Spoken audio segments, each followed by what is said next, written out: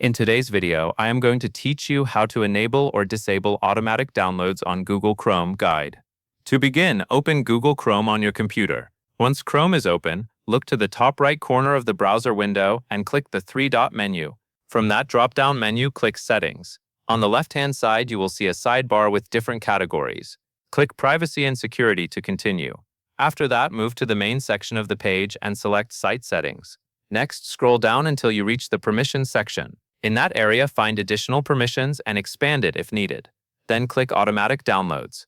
You will now see two main options. The first option is sites can ask to automatically download multiple files. If you choose this setting, automatic downloads are enabled in a controlled way. That means websites can request permission before they begin downloading several files in sequence. The second option is do not allow sites to automatically download multiple files. If you select this, automatic downloads are disabled.